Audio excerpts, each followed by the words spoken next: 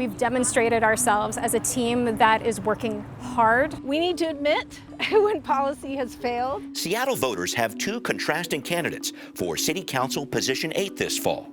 Progressive incumbent Alexis Mercedes Rinck won the August primary with a landslide 78% of the vote. Savage, a Republican and small business owner, came in second with just under 13%. Not enough people know about my candidacy. They don't know they have a choice. She's someone who aligns herself with the MAGA movement. Hey, I'm Alexis. Rinck is the sponsor of the Seattle Shield proposal to restructure the city's business tax system. Rachael Savage, I'm out here campaigning. Savage is a former drug addict who says her lived experience can help create more accountability to taxpayers.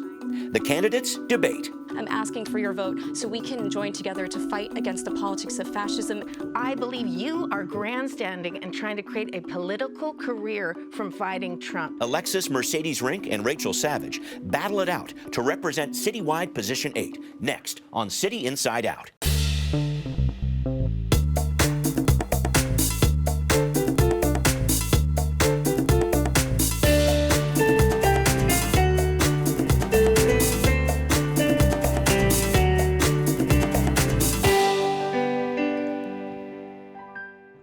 Welcome to City Inside Out. I'm your host, Brian Callanan.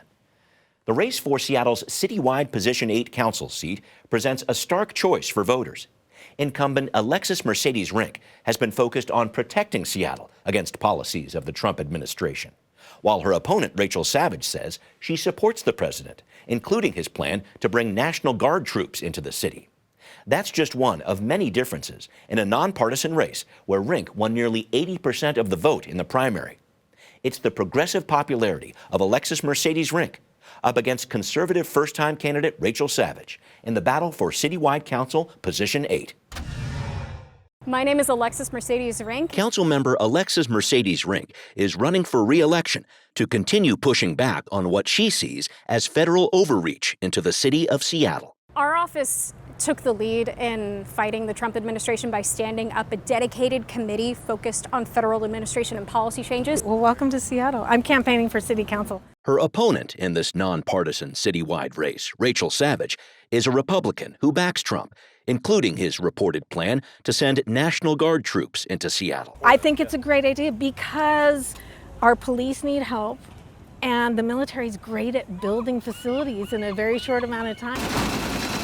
Rinck beat Tanya Wu to win the Position 8 seat last year for the remaining 9 months of Teresa Mosqueda's term. And we've done a lot to be proud of. A former policy analyst for the Sound Cities Association and the King County Regional Homelessness Authority, Rinck won more than 78% of the vote in the August primary and is endorsed by the Stranger newspaper. And we'd love to be able to have 4 more years to see through our vision for a city that works for everyone, a city that is affordable, safe, and welcoming. I had my business for so long. Savage is a Capitol Hill business owner who won just under 13% of the vote in August. She's endorsed by Seattle's 36th District Republicans. A former addict who's 35 years drug-free, Savage wants a camping ban in Seattle and jail time for public drug users who don't go into treatment. And I know that just asking an addict if they want help, most of the time they're going to say no. So we need systems to compel people to take treatment. And I think that's the compassionate response. Rinck disagrees with Savage's punitive approach and says her platform of increasing treatment and housing options and reducing taxes on small businesses will win out this fall. I think our campaign actually represents what Seattle wants. First-time candidate Savage is hoping her work and life experience and her Tough on Street Disorder platform makes a mark. So once people know they have a choice, I believe that the silent majority is going to come out. I'm happy to welcome both of the candidates for Citywide Position 8 here to the studio at Seattle Channel. Councilmember Alexis Mercedes Rinck, thank you for being here. Happy to be here. Thanks for having me. You bet. Also, Rachael Savage, good to have you too. Thank you. It's a pleasure. Thanks. We had a coin flip before the show, and Rachael, you're going to be speaking first. Please tell us why you're running, what qualifies you for this job, and keep it to a minute, please. Great. My name's Rachael Savage, and I am running for Seattle City Council Position 8. This is a citywide position, so anyone can vote for me in the city of Seattle. And I didn't expect to run for office. I wasn't planning on it. But what happened is I have a business, a street-level business on Broadway and Capitol Hill. That's just up from downtown Seattle. And the crime, the fentanyl epidemic, the severe mental illness, the lack of leadership of the city came right to my doorstep. So I haven't seen any other candidates or council members that have a different plan to treat the fentanyl epidemic and the mental illness epidemic and to rebuild our law enforcement in our city. So I'm compelled to run. I have a lot of experience. I'm a businesswoman. I'm a recovering addict myself of 35 years. I'm a meditation teacher. All of these things give me a lot of experience. And I have a strong plan, which I'll tell you about in a moment, to solve this problem, fentanyl, mental illness, law enforcement once and for all. Looking forward to that. Councilmember Rinck, please tell us why you're running for re-election. Tell voters a little bit more about your qualifications, too. Well, I'm Alexis Mercedes Rinck. I'm a renter and someone who takes the bus to work every day. And I went from waiting tables next to the Space Needle to working on policy at the UW Tower to now serving on Seattle City Council, fighting for a city that works for all of us and not just the ultra-wealthy few. And we had a record-breaking win last year. And since in my short time on council, I've been hard at work delivering on what the people sent me here to do. I've introduced legislation to build more affordable housing, expanded our investments to support immigrant and refugee families through legal defense, and I spearheaded the Seattle Shield Initiative, which would lower taxes for our small businesses while raising the rates on our top 10% largest businesses to fund housing, food access, and the services people really need right now. But I'm brought to this work because of my own upbringing. I'm proudly raised by my grandparents. And that's because I was born to teenagers who were caught in cycles of substance use disorder, homelessness, and prison. But I'm here today because of good public schools, the Boys and Girls Club, and my local library. And I stand here today a living testament to when we invest in working families and young people, regardless of their beginnings, we can change generations. And that's what I'm fighting for every day on Seattle City Council. All right, thank you for that. I want to talk about one of the starkest differences between your campaigns, your response to the actions of our federal government. Councilmember Rinck, you're heading up a committee on the City Council, specifically tracking how federal policy is affecting our city, from the city budget to civil liberties of Seattle residents. What are your concerns about the Trump administration? Why is it important to you for the city to stand up this response to the president? This was a committee that I called for right as we were seeing an onslaught of executive orders from the presidential administration, executive orders that threatened local funding for many of the services that people know, love, and depend on. It seemed incumbent that we as council have a dedicated space that is available and accessible to the public where we're talking about all of these impacts. So that committee we've brought in, and it's a committee that I chair and lead on, we've brought in our local experts and had focused discussions exploring all different policies from emergency management. And it should be important to uplift that the windstorm that happened earlier this year, we did not receive a check from FEMA for that disaster, for that minor disaster. And so, examining the future of things like our emergency response preparedness and our ability to respond, looking at things like homelessness services, housing, and our ability to also develop new housing, the impact of tariffs on our local community, labor protections, gender affirming care, reproductive health care access, and so much more. And it was out of the findings of this committee where we came up with the Seattle Shield Initiative, but also why I've been working on policies and being a vocal advocate against certain policies that I think make us more vulnerable to the impacts of the Trump administration, such as the expansion to surveillance technology. Okay, and we'll talk about that in a minute, too. But I wanted to make sure I brought this up with you, Rachel. This is a nonpartisan race, but you've made no secret. You're a Republican. You support many of the president's plans, including his idea to bring National Guard troops into Seattle. You don't see the president as a threat. You would welcome more of his influence in Seattle, it sounds like. Absolutely. Well, I'm a walk away from the Democratic Party. Why? Because of the way our city is run. We have crime, we have this fentanyl epidemic, we have businesses going out of business left and right. Citizens are scared. Our public transportation is dangerous. Anyone could get hurt anytime and does on the streets and on our public transportation. And the way that the city of Seattle is treating the fentanyl epidemic and the severe mental illness epidemic and our economy is killing our city and killing our neighborhoods. So I think the shield tax is ridiculous. Number one, it pits big business, our job creators, against small business. Number two, I believe you are grandstanding and trying to create a political career from fighting Trump. I believe the job of a city council member is to represent the citizens of our city and fix problems in a practical, realistic way that supports people. And I disagree with the shield tactic. I think Okay. she should be working with the federal government, and she won't. I, as a city council member, will work with the Trump administration Okay. to serve the citizens of Seattle. I'm going to split out the shield discussion for a second, but it sounded like there was a more personal piece to this that I hope you can respond to. My opponent mentioned fear in our community, and I think we need to really dial in on the kind of fear that we're also talking about here. I hear every day from our neighbors that are scared to go outside because they're afraid their families are going to be torn apart. This cruel deportation agenda has cast widespread fear and has had resounding impacts on our local economy, from folks not showing up to work to also kiddos not going to school because they're scared, again, that families will be separated. And I understand that there are a number of challenges facing our city.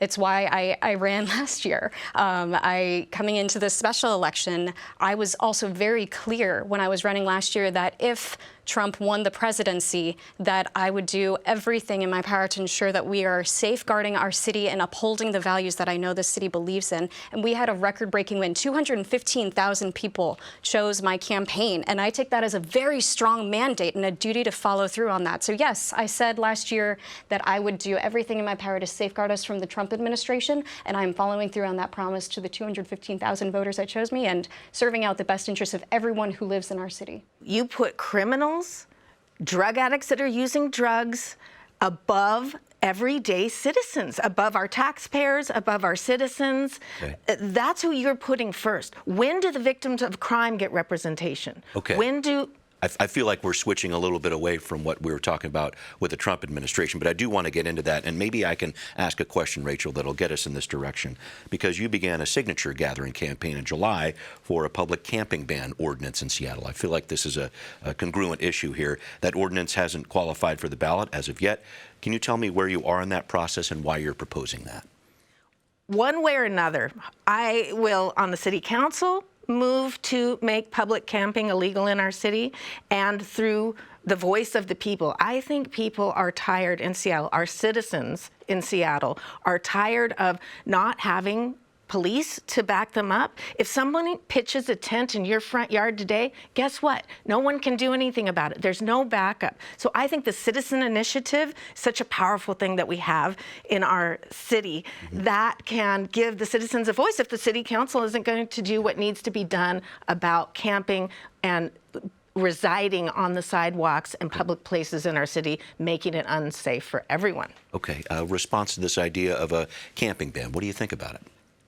Having worked in human services and homelessness policy for a number of years, I think it's really important that we fund what we know works. And this is why I've been a huge proponent for the encampment resolution model as championed through the state right-of-way initiative. And this is a model that works over the course of a month with individuals who are living in encampments, developing a service plan, meeting them where they are, understanding their needs. There's a lot of reasons that someone could be experiencing homelessness, and we see co-occurring behavioral health conditions or physical health conditions. But spending that time by, over the course of a number of weeks, developing a plan and then placing that person into housing, that is a program that has successfully cleared encampments, but not just doing that, actually houses that person. And now we have 2 years of data on that program that shows it has a 72% success rate.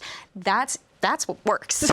That's something we can point to and say there is success from this program. We should be finding ways to scale this. We've seen in evidence and studies time and time again that sweeps don't work. And I think from my conversations with our neighbors, they're recognizing that sweeps just simply push people from different parts of the city and doesn't get to the core of the problem, which is we need to house our neighbors. We need to find ways to also meet people where they are and broadly treat the conditions that they may be experiencing. Sweeps don't work. A rejoinder to that. Well, it depends on what your goal is. Her goal, it seems, is to give drug addicts that are using drugs and severely mentally ill apartments in the city without the proper care that they need. So what's happening in these tents is horrific. We just saw a little girl, someone get arrested for attempting to molest a 5-year-old girl. There's kids living in these tents. The law enforcement needs to be restored. I don't understand why you're against arresting people for committing crimes. The goal here seems to be just having people housed, not stopping crime, not treating drug addiction with long-term treatment, not treating severe mental illness. your goal seems to be putting them in a house, and then all the neighborhoods that these homes are in, these housing first buildings, which sounds nice, but it's not nice because they commit crimes, they die in their overdose, they steal from the stores, kids have to walk on the sidewalk in danger. Okay. Can I ask for a response to that? 30 seconds, and I do want to move on, please. I think it's important to note that a lot of our permanent supportive housing programs are moving towards, if they do not already have co-located services, such as partnerships with Harborview or other behavioral health service providers. That's something that they're offering. We can always do better. We should be making sure that we are holding our providers up to the standards that, especially if they're receiving public funding. But here's also the reality that we're facing right now with the changes from the Big Beautiful Bill and the impacts to Medicaid billing. Many of our permanent supportive housing providers that are currently housing folks who have co-occurring behavioral health disorders and other conditions or have been experiencing chronic homelessness, many of those behavioral health services, permanent supportive housing providers rely on Medicaid reimbursement to make their model work. The city does not fund them in full. We are looking at a reality of losing ground on the bit of progress that we've made, actually being able to bring those folks inside. That is the reality that we're facing. Because of Medicaid cuts? Because of Medicaid cuts, things that were included in the big betrayal bill passed by Congress. There's a lot in that bill that has really harmful impacts for our city to be able to scale services, to be able to address some of these issues. But I want to also touch on one final point, which is the fact that we have many kiddos and young people experiencing homelessness. We don't want to see our kids in encampments. And we know that the family shelter intake line operated by Mary's Place cannot place an average of 50 families a night. So we're talking about families that are trying to get access to shelter, that are calling to get help, and we have nowhere to point them to in our entire countywide family shelter system. Those are real issues. So homelessness, we know, is layered, complex. There are many reasons someone could experience homelessness. I definitely want to talk about who's supporting your campaign. Councilmember Rinck, you won the primary with more than 78% of the vote. As of mid-September, you've raised about $263,000. Tell us about the top endorsers of your campaign and what that should tell voters. Absolutely. Well, I'm proudly supported by the MLK Labor Council, which represents 220,000 important frontline essential workers doing the work every day to take care of our city. I'm endorsed by the Planned Parenthood Alliance Advocates because of my commitment for upholding and protecting reproductive health care access. And I'm also endorsed by every legislative district, Democratic Party organization in the city. I think it tells voters that we've built a really broad coalition. From having Democrats, our partners in labor, to also a number of advocates in terms of protecting our civil rights. This really sends a message that we are a campaign that wants to build a broad coalition to uphold the values of our city and take care of working people. Thanks for that. Rachel, you won just under 13% of the vote in the primary, and as of mid-September, you've raised about $9,500 for your campaign. Who's supporting your campaign? Who's endorsing your campaign? What should voters understand about that? Well, I recognize I'm an underdog, but I believe that in the city of Seattle, an open Republican getting to the primary is a miracle, actually. So first I have the King County Republicans endorsing me, this group that endorses the builders, the common sense policy, law and order. I also have the Seattle Police Officers Guild endorsement, and I'm proud of that. And I still want to follow up on this question about you believing or not believing that arresting people for crime is appropriate in our city to make sure that the citizens are safe. So I'm very proud of the Police Officers Guild endorsement. I am a pro-police candidate. I want to rebuild our law enforcement. And finally, Pastor Russell from Pursuit Church endorsed me, and I'm proud of that. This is a group that had a worship service in the park that she called a hate group. Okay. And so I'm proud that this group that's free speech, that stands for what they believe in, has endorsed me. A few issues to respond to there, if you'd like. I know there was an accusation about you not taking crime seriously. There's this endorsement that Rachel was talking about as well from this religious group. Where do you want to go with that? Yeah, I mean, let's talk about public safety, and something that I have always been speaking to, which is the matter that we need to be building a public safety system that has quick responses and right responses to given scenarios that are happening across our city. Scaling and right-sizing our first responder workforce is tremendously important to that. And I've been on ride-alongs, I've been in our 911 dispatch. I've also ridden along with the North Precinct to see firsthand how our response system is working. And at this point, I think it's important to note where we've been. I know there's been increases to police hiring. And we're in a moment where we have not fully empowered alternative responses yet. We're in right now a system where there's dual dispatch. We have this amazing care team that has seen community-assisted response and engagement. Keep going. Thank you, Brian. We have this care team that is empowered. I've ridden along with the care team as well. They're ready to respond to a number of things that I think residents are experiencing. Folks that are in need of additional support, any type of domestic disputes and so on. But right now we're in a system where residents can't directly call the care team. That's something that I have heard from the Downtown Community Council. They want to be able to directly call the care team because they recognize that a officer is not necessarily the best person to be responding to a scenario. And so being able to work to be able to actually empower alternative response so we can have officers responding to crimes, violent crimes, and solving crimes. That's what I want to be working towards. I think that we need to restore our police department. We need police arresting for crime, and I didn't hear that you agree with criminals should be arrested, by the way. I believe misdemeanor crimes, crimes associated with drug use, using drugs in public, shoplifting, selling stolen merchandise, these should be crimes that people are arrested for, and then we can offer them jail or treatment. And I propose long-term residential treatment for severe drug addiction and long-term residential treatment for the mentally ill.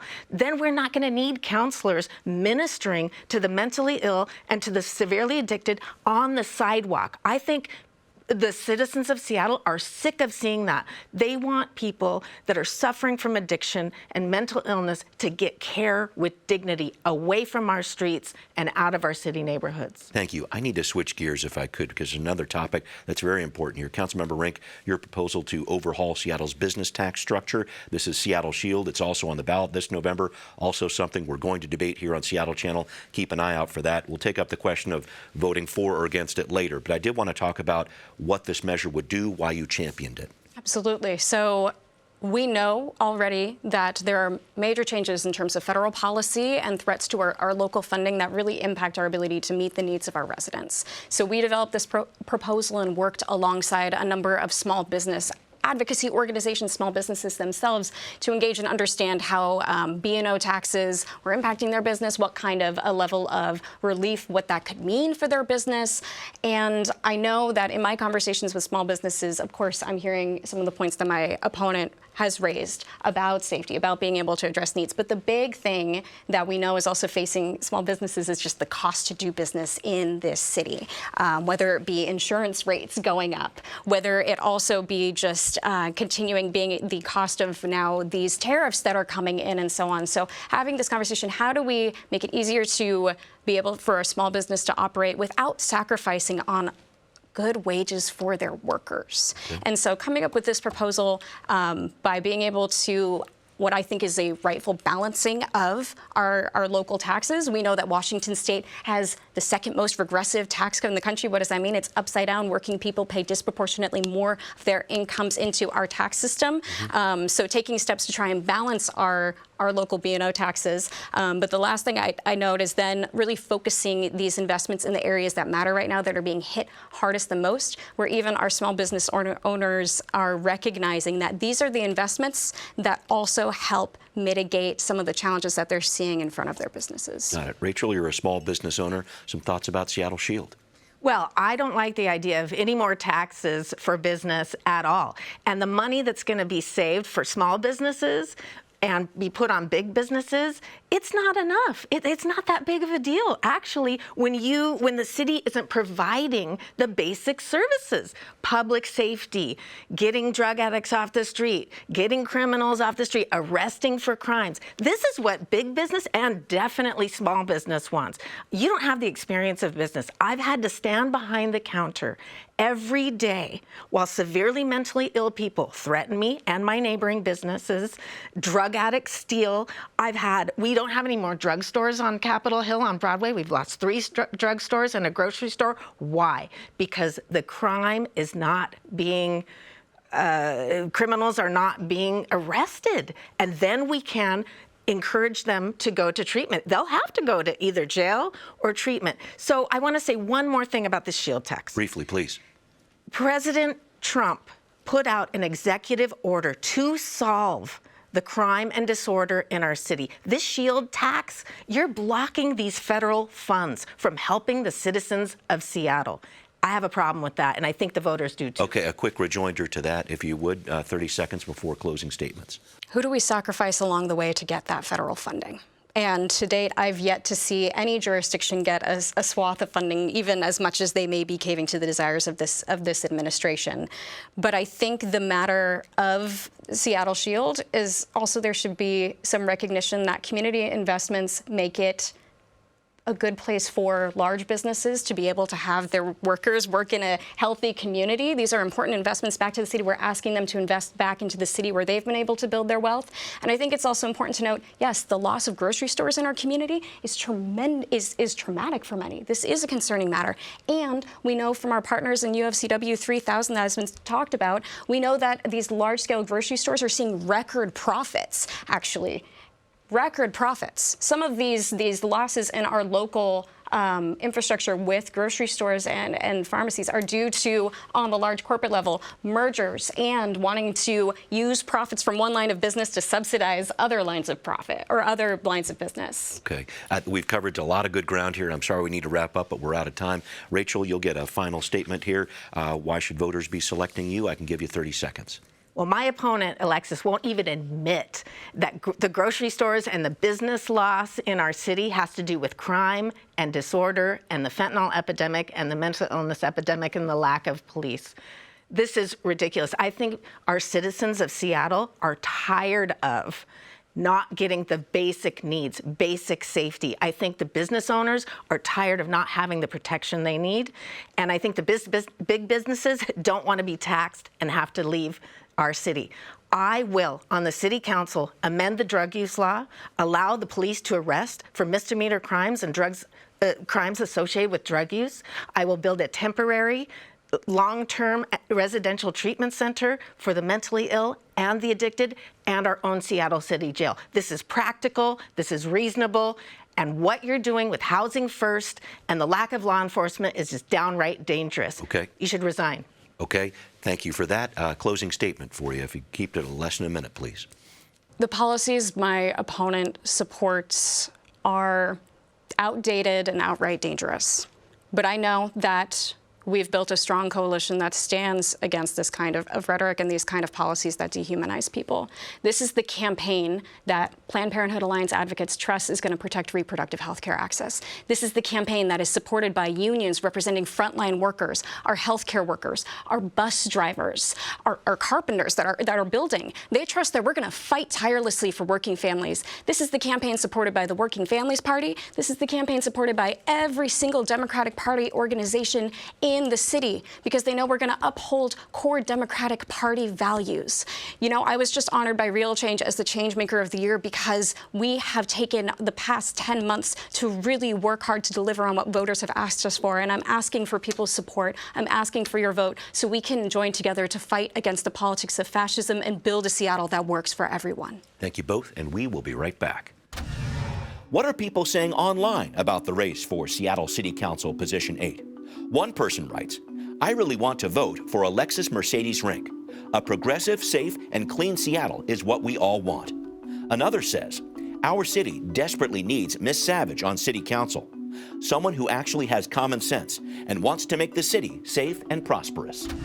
We'd like to know what you think. Send us an email at contact@seattlechannel.org or find us on social media. Good to have that input. Rachael Savage, Councilmember Rinck, thanks for being here. We'll see you next time on City Inside Out.